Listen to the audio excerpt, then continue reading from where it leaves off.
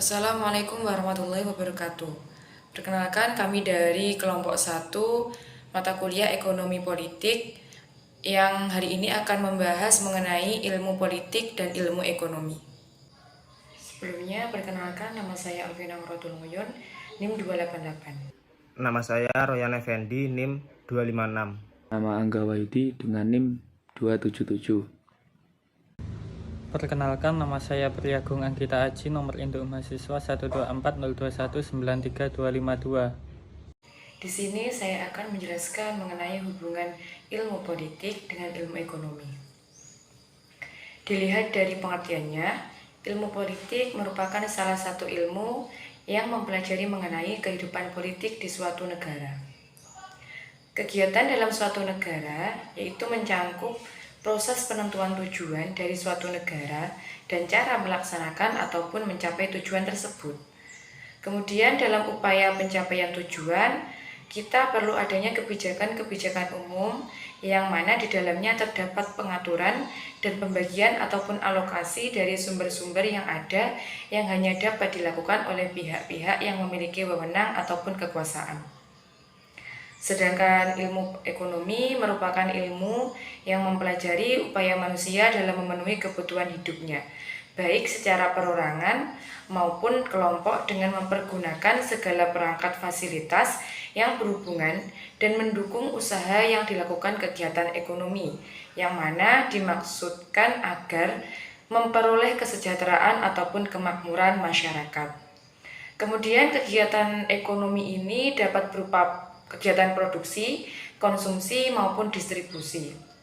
Di penjelasan tersebut, maka dapat kita tarik kesimpulan bahwasanya ilmu politik dengan ilmu ekonomi memiliki hubungan keterkaitan yang sangat erat. Keterkaitan tersebut dibuktikan dengan adanya kegiatan pengalokasian sumber daya di antara kelompok masyarakat. Ini dibutuhkan kebijakan yang dipegang oleh pemimpin yang berkuasa, atau bisa disebut dengan politik. Dengan menggunakan sumber daya yang ada di suatu negara, pemimpin yang mempunyai kebijakan berhak menentukan jenis barang dan jasa apa yang diproduksi. Misalnya fokus pada industri ataupun jasa, dan bagaimana metode yang digunakan dalam memproduksi barang atau jasa itu diproduksi. Contohnya padat karya dengan padat modal. Untuk materi yang selanjutnya adalah sistem kekuasaan negara.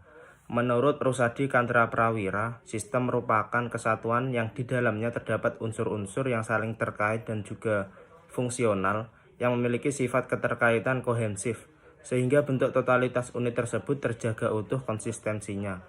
Pengertian tersebut dapat disamakan dengan sistem ketatanegaraan di mana setiap unsur memiliki keterkaitan dan saling menjaga konsistensi satu sama lain. Suatu prinsip kedaulatan rakyat tidak hanya tercermin melalui undang-undangnya saja, melainkan juga tercermin melalui kelembagaan negara tersebut yang dapat dibagi atau dipisah. Pembagian atau pemisahan kekuasaan adalah dua pilihan yang memiliki perbedaan dalam pelaksanaannya. Pemisahan kekuasaan bersifat horizontal, di mana setiap kekuasaan dipisahkan dalam fungsi-fungsi yang tercermin dalam lembaga-lembaga negara yang sederajat dan saling mengimbangi. Sedangkan pembagian kekuasaan bersifat vertikal, di mana kekuasaan negara dibagikan kepada lembaga tinggi negara oleh pemegang kedaulatan rakyat. Adapun menurut John Locke, kekuasaan negara dibagi menjadi tiga, yaitu eksekutif, legislatif, dan juga federatif. Di mana eksekutif dan juga federatif harus berada di tangan yang sama. Hal tersebut akibat dari revolusi Prancis tahun 1688 di mana parlemen mencapai supremasi atas raja. Dalam hal ini, pemisahan kekuasaan digunakan untuk mencegah kesewenang-wenangan dan menjamin kehakiman yang merdeka. Sedangkan menurut Montesquieu, pemisahan kekuasaan terbagi atas tiga kekuasaan, yaitu eksekutif, legislatif, dan juga yudikatif, di mana eksekutif dan legislatifnya atau setiap lembaga tersebut berada di tangan yang berbeda. Sedangkan menurut sarjana Belanda yaitu Van Vollenhoven, membagi fungsi kekuasaan dalam 4 fungsi yang kemudian disebut catur praja. Yang pertama yaitu regeling atau pengaturan, kurang lebih identik dengan fungsi legislatif yang dikemukakan oleh Montesquieu. Yang kedua adalah bestur, identik dengan fungsi pemerintahan eksekutif.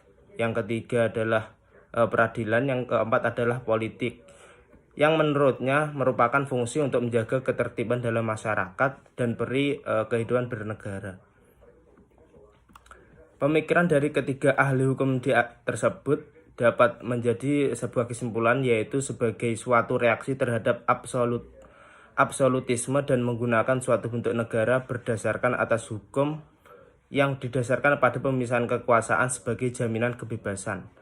Adapun fungsi dari pembagian atau pemisahan kekuasaan tersebut adalah sebagai ciri konstitusionalisme dan sekaligus tugas utama konstitusi, sehingga kemungkinan kesewenang-wenangan dapat dikendalikan dan diminimalisir, seperti kata Lord Action yang dalam bahasa Indonesianya, kekuasaan cenderung untuk menjadi sewenang-wenang, dan dalam kekuasaan yang bersifat mutlak, kesewenang-wenangan juga bersifat mutlak. Poin pembahasan selanjutnya yaitu adalah implementasi kebijakan. Di dalam poin ini terdapat beberapa unsur mutlak dalam melakukan eksekusi kebijakan politik oleh pemerintah. Nah, yaitu unsur yang pertama adalah adanya suatu program atau kebijakan. Unsur yang kedua yaitu terdapat atau adanya pihak yang menjadi target kebijakan. Dan unsur yang ketiga yaitu adalah adanya pelaksana kebijakan. Nah, praktisnya tiga unsur tersebut saling berkaitan.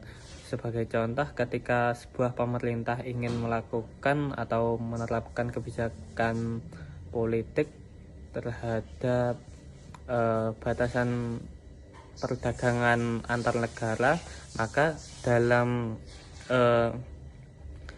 kebijakan tersebut harus terdapat sebuah kebijakan yang akan diberlakukan, pihak yang terkait yang menjadi target kebijakan, dan pihak yang menjadi pelaksana serta hingga menjadi pengawas kebijakan. Nah, kebijakan politik yang dimaksud tersebut berkaitan dengan berbagai kegiatan ekonomi, dapat seperti produksi, distribusi, konsumsi, pembentukan harga seperti dengan kebijakan penetapan harga maksimum, penetapan upah minimum regional, kebijakan perdagangan internasional, investasi. Nah, sehingga implementasi kebijakan politik tersebut akan memberikan suatu dampak tertentu kepada pihak yang dimuat dalam kebijakan tersebut. Poin D, berbagai implementasi kebijakan pemerintah. Implementasi kebijakan pemerintah daerah banyak hal dari faktor kemiskinan, dan salah satu contohnya ada karena malas untuk berusaha dan sengaja untuk dimiskinkan. Sama hal seperti di kabupaten yang lain, kemiskinan menjadi pokok masalah, padahal kalau dilihat dari kekayaan alam kita, negara Indonesia tidak pantas memiliki rakyat yang begitu banyak untuk menderita karena kemiskinan. Banyak masyarakat kita miskin bukan karena miskin dan bukan tidak mau berusaha. Seperti halnya banyak orang bekerja siang dan malam, tapi untuk mencukupi kehidupan sehari-hari mereka saja tidak cukup karena mendapatkan upah yang rendah, di mana salah satu alasan perusahaan mengatakan pendidikannya masih rendah. Di sisi lain pula, kita bisa melihat bahwa kekayaan alam di daerah ini termasuk negara terkaya. Namun, banyak penduduk yang miskin karena para penguasa hari ini memang hanya menuntut untuk memperkaya diri, keluarga, serta golongannya. Mereka tidak mau, bahkan tidak akan memberi hartanya untuk orang lain kecuali segolongannya. Banyak orang yang berpikir bahwa orang yang miskin, orang yang tidak mempunyai rumah, atau orang yang sulit untuk memenuhi kebutuhan hidup itu karena mereka tidak mau bekerja. Kemiskinan terjadi karena ketidakberdayaan masyarakat untuk keluar dari permasalahan kemiskinan yang dihadapinya. Oleh karena itu, pemberdayaan masyarakat dan peningkatan kesejahteraan masyarakat di daerah sangat penting dikemukakan sebagai bagian terpenting dari berbagai strategi kebijakan yang dilaksanakan oleh daerah.